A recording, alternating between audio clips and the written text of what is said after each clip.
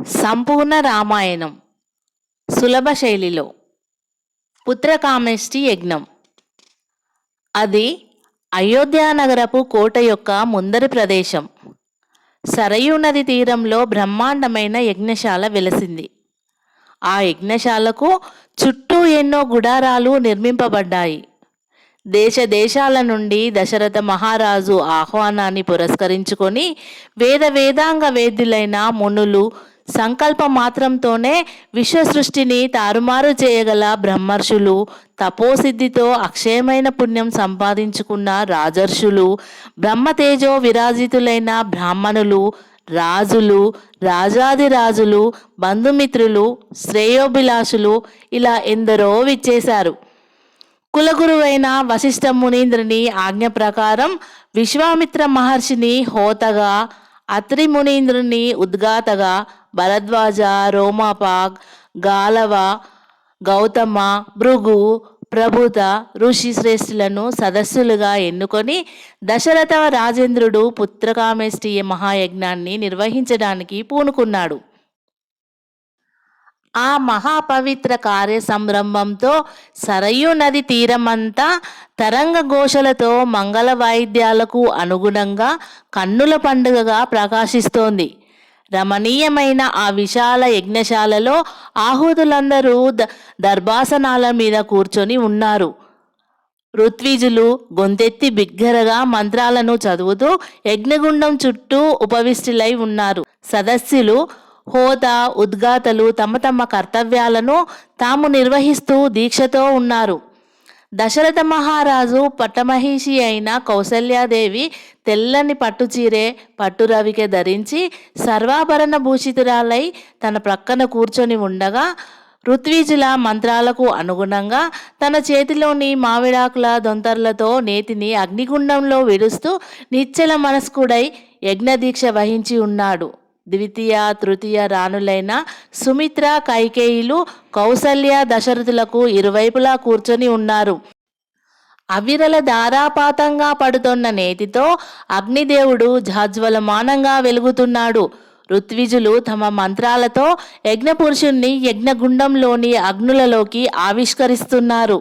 అలా ఏకదాటిగా మహానిష్టతో దశరథ మహారాజు పుత్రకామేష్టి మహాయజ్ఞాన్ని నిరవధికంగా కొన్ని దినాలు కొనసాగించాడు. ఆ మహారాజు కృషి ఫలించింది. యజ్ఞపురుషుడు చేతిలో ఒక భాండం ఉంచుకొని అగ్నిగుండంలో సాక్షాత్కరించాడు. దశరథుడు యజ్ఞదీక్ష విరమించి యజ్ఞపురుషునికి నమస్కరించాడు. దశరథ సార్వభౌమ, నీ దీక్షకు సంతోషించాను. ఇదిగో ఈ సువర్ణ భాండంలోని పాయసాన్ని నీ ధర్మపత్నులకు ఇవ్వు. ఈ పాయసం భుజించిన తర్వాత వారు అంతర్వత్నులై నీకు సుపుత్రులను ప్రసాదిస్తారు. శుభమస్తు అని తన చేతులలోని పాయసపూర్ణమైన స్వర్ణపాత్రను దశరథునికి ఇచ్చి యజ్ఞపురుషుడు అంతర్ధానుడయ్యాడు.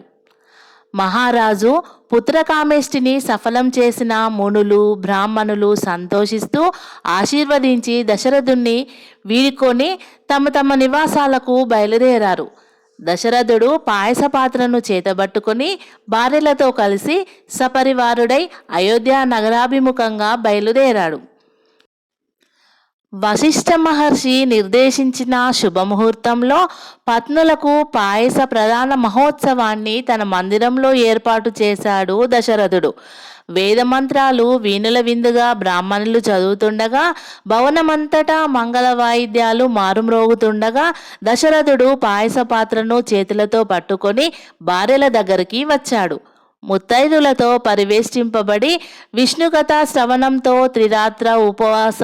త్రిరాత్రోపవాసంతో అగ్నిరేఖల్లా ప్రకాశిస్తున్న కౌసల్య, సుమిత్ర, కైకేయిలను చూడగానే దశరథుని మనసు ఆనందంతో పొంగిపోయింది.